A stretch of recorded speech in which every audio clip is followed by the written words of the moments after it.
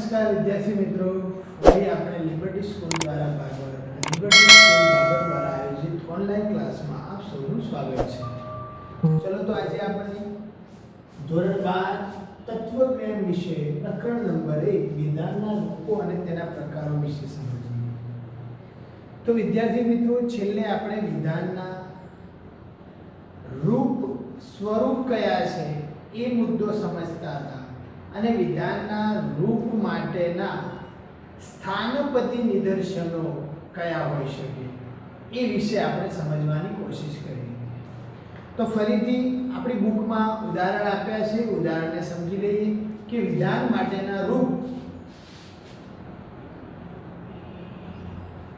વિધાન માટેના રૂપો અહીં આપણને 4 આપ્યા છે। એક છે આવું રૂપ આપ્યું છે સાદું, બીજું એટલે કે 1 નંબરનું આપણે નંબર આપીએ કારણ કે આપણે આગળ વર્ણન કરવાનું છે। બીજા નંબરનું જે રૂપ છે એ છે P અને Q પ્રકારનું રૂપ, P અને Q। ત્રીજા નંબરનું જે છે એ છે P અને નહીં P, P અને નહીં Q। ચોથા નંબરનું જે છે એ છે P એટલે કે વિકલ્પન જટિલ અને P।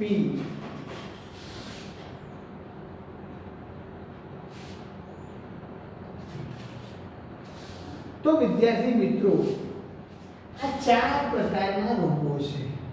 હવે આપણે એના સ્થાનપતિ નિદર્શનો, તમારી સામે વિધાનના રૂપ માટેના સ્થાનપતિ નિદર્શન,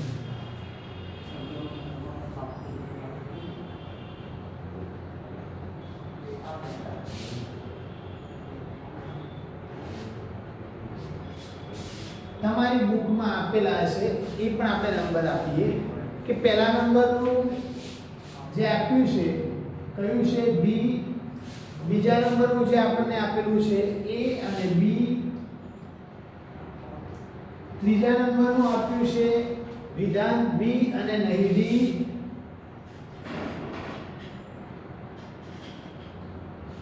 ચોથા નંબરનું આપણને આપેલું છે જે વિકલ્પન K અને જે,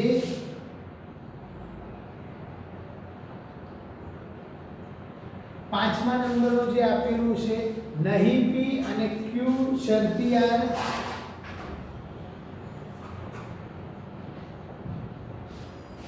છઠ્ઠા નંબરનું જે આપણને આપેલું છે A અને નહીં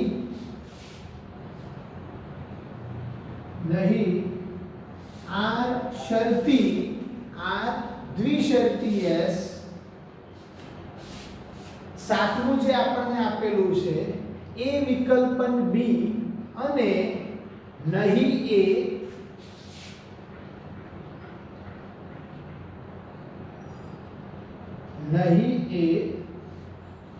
આઠમું આપણને આપેલું છે P શરતી Q અને R શરતી S, P શરતી Q અને R શરતી S। નવમું આપણને આપેલું છે B વિકલ્પન નહીં D અને B વિકલ્પન નહીં D અને A શરતી E,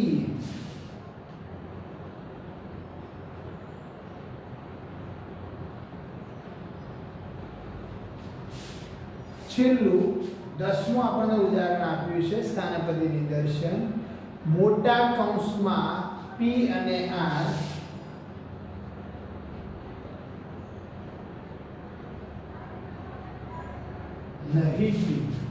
નહીં P અને R વિકલ્પન, કયું વિકલ્પન S શરતી T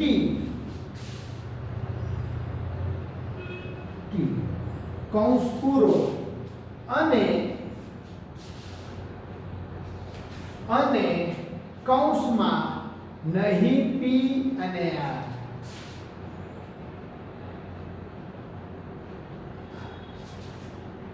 તો વિદ્યાર્થી મિત્રો, આપણી સામે સ્થાનપતિ નિદર્શનો છે.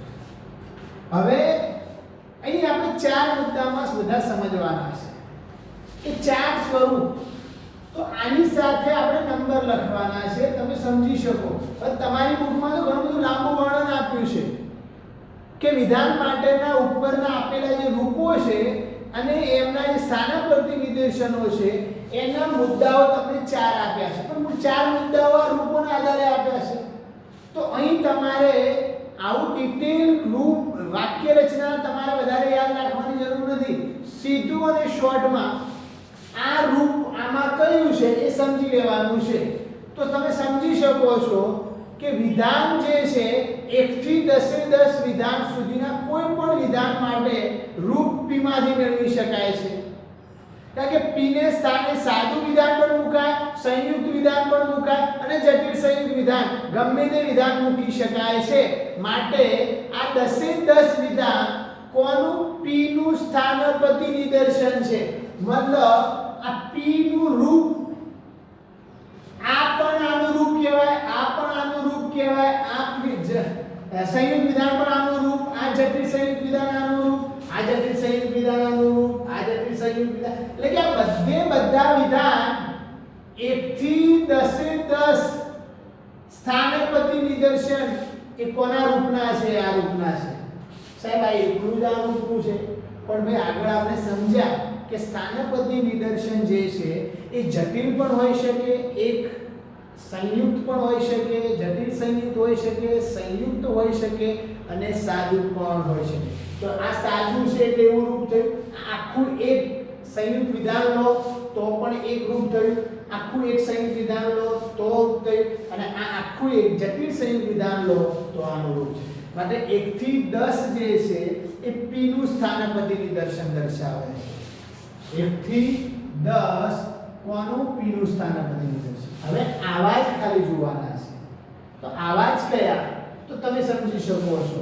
p ના સ્થાને a લઈએ અને q ના સ્થાને b લઈએ એટલે એક આ પણ આવે, બરાબર. બીજું p ના સ્થાને b લઈએ અને આના સ્થાને નહીં d લઈએ તો આ પણ આવે. આવે કે નહીં? તો શું કહે છે? 2 ત્રીજું આવે. p ના સ્થાને આ સંયુક્ત વિધાન લઈએ અને જે લઈએ તો આ પણ આવે. p ના સ્થાને પાંચમું અને આને p ના સ્થાને લઈએ નહીં p અને q, આ કેપિટલ p છે અને q શરતી r અને q ના સ્થાને લઈએ તો આ પણ આવે. તો વિદ્યાર્થી મિત્રો તમે સમજી શકો છો કે 2 થી 10 સુધીના બધા, બરાબર. આ રૂપ માટે p ના સ્થાને a અને q ના સ્થાને r દ્વિશરતી s. આ વિધાન માટે આટલું જ વિકલ્પન વાળું સંયુક્ત વિધાન છે p ના સ્થાને અને a q ના સ્થાને. આ p ના સ્થાને, આ q ના સ્થાને, આ p ના સ્થાને અને આ q ના સ્થાને, આ p ના સ્થાને અને આ q ના સ્થાને. મતલબ 2 થી 10 નંબરના p અને q ના સ્થાનપતિ નિદર્શનો છે. 2 થી લઈને 10 સુધી એ ના આવે કારણ કે આ અનિવાળું સંયુક્ત પ્રકારનું રૂપ છે. આ છે. તો હવે ત્રીજા નંબરનું રૂપને આપણે જોઈએ, p અને q. તો વિદ્યાર્થી મિત્રો ત્રીજા નંબરમાં તમે જુઓ, પહેલું ખરું નથી, બીજું ખરું નથી, સમજી શકજો, બરાબર. કારણ કે નહીં p વાળું છે. બીજું ના આવે, ત્રીજું આવે, ત્રીજું આવે. મતલબ હવે આને ગાળો આપણે આના માટે પહેલું ના આવે, બીજું ના આવે, આ આવે. મતલબ કયું આવે? p ના સ્થાને b અને નહીં q ના સ્થાને આવ્યું, બરાબર. હવે ચોથું p ના સ્થાને આ અને પેલું જે જ આવે છે કે નહીં નથી એટલે આ ના આવે. મતલબ પહેલું, બીજું, ચોથું એ આનું સ્થાનપતિ નિદર્શન નથી, બરાબર. હવે પાંચમું p ના સ્થાને અહીં કયું આપ્યું છે? નહીં આપ્યું છે અને અહીં નહીં વાળું નથી એટલે આ ના આવે. પહેલું, બીજું, ચોથું, પાંચમું ના આવે. મતલબ એક કયું આવે? 3 નંબરનું આવે, બરાબર. બીજું હવે છઠ્ઠું, એ p ના સ્થાને a અને નહીં q ના સ્થાને નહીં અને આ કૌંસમાં એટલે 1 થયું તો આ આવે બરાબર p ના સ્થાને આ અને નહીં એટલે આ આવે છઠ્ઠું સાતમું આવે હવે આઠમું જોજો p ના સ્થાને p શરતી q અને આઠમામાં શું છે r શરતી s એટલે આ આવે તો ના આવે આવે નહીં હવે નવમું p ના સ્થાને p આ આવે અને શરતી a એટલે આ આવે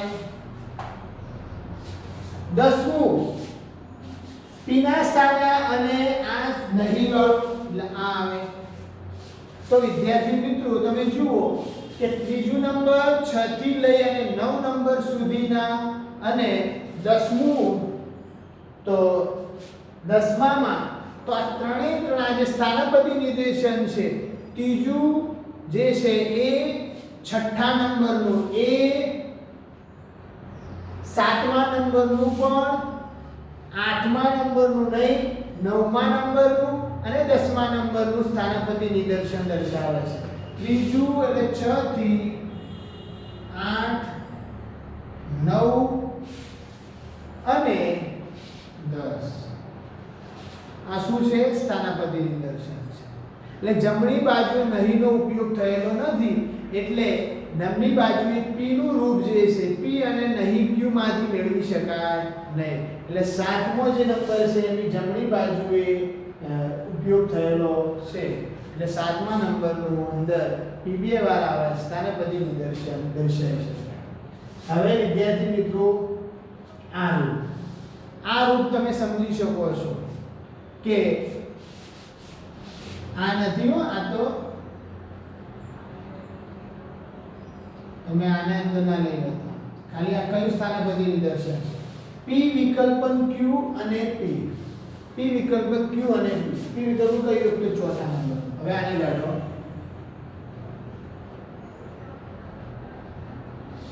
એક કયું ચોથા નંબર q અને p બરાબર અહીં પણ અને સેમ છે બરાબર બીજું હવે આ ના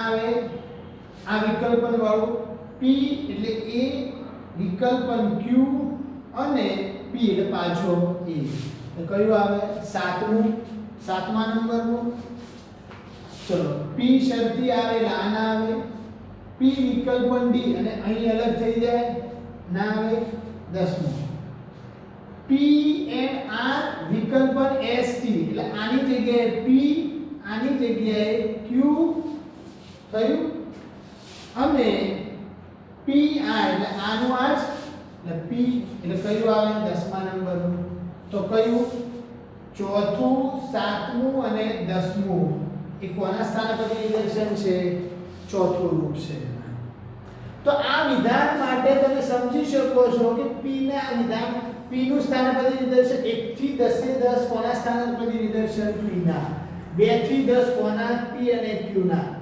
3 6 8 9 10 કોના p અને q ના તો આ જે શું છે સ્થાનપતિ નિદર્શનો છે તો વિદ્યાર્થી મિત્રો તમે સમજી શકો છો કે વિધાન માટેના કોઈ પણ એક રૂપના સ્થાનપતિ નિદર્શનો અનેક હોય છે એ આપણે ઓલરેડી આગળ સમજી ચૂકેલા છીએ અને અહીં આપણે એ સમજી શકીએ છીએ કે આના પરથી સ્પષ્ટ થાય છે કે કોઈ પણ એકનું એક વિધાન જે છે એ એકથી વધારે રૂપનું સ્થાનપતિ નિદર્શન ધરાવે છે મતલબ હોઈ શકે છે તો વિદ્યાર્થી મિત્રો આપણે વિધાન માટેના રૂપના પ્રકારો હવે સમજવાના છે તો વિધાન માટેના રૂપના પ્રકારોમાં ત્રણ પ્રકારો આપણે સમજવાના છે કેટલા પ્રકારો ત્રણ પ્રકારો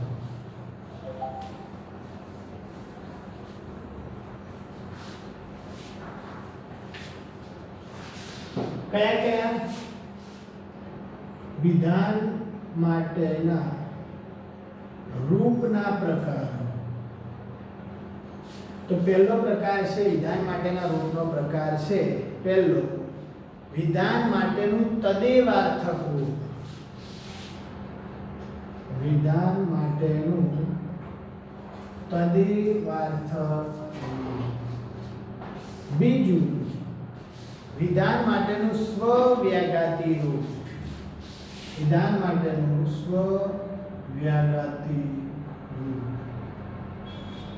અને ત્રીજું વિદ્યાર્થી મિત્રો, વિધાન માટેનું પરાયત રૂપ, વિધાન માટેનું પરાયત રૂપ. તો આપણે આ ત્રણ રૂપ આ પ્રકાર શાના આધારે પડ્યા? તો આપણે સમજશું કે સત્ય અસત્યના જે નિયમ છે સ્થાનપતિ નિદર્શનોનો, તો સ્થાનપતિ નિદર્શનો હંમેશા સત્ય હોય કે અસત્ય હોય છે, અને શું નિયમ આવે છે એના આધારે આના પ્રકાર પડ્યા છે. એ તો આપણે આ માટેનું કયું તદેવાસ્તવ રૂપ કોને કહેવાય એ ઉદાહરણ, સ્વવ્યાઘાતી રૂપ કોને કહેવાય એનું ઉદાહરણ, પરાયત રૂપ કોનું કહેવાય, એટલે એક એક રૂપનું ઉદાહરણ આપણે સમજવાનું છે. આપણે નેક્સ્ટ લેક્ચરમાં આ વિધાન માટેના રૂપના પ્રકારોને સમજશું. તો આજનું આ જે લેક્ચરમાં આપણે સમજ્યા એ તમારે બરાબર સમજવાનું છે. ખાલી વિધાનો જોવાના છે અને વિધાનોના આધારે તમે કહી શકો કે આ જે વિધાન છે એ આ રૂપનું છે, એ એનું સ્થાનપતિ નિદર્શન કહી શકાય. તો આજનું આ લેક્ચરને આપણે પૂરું કરીએ.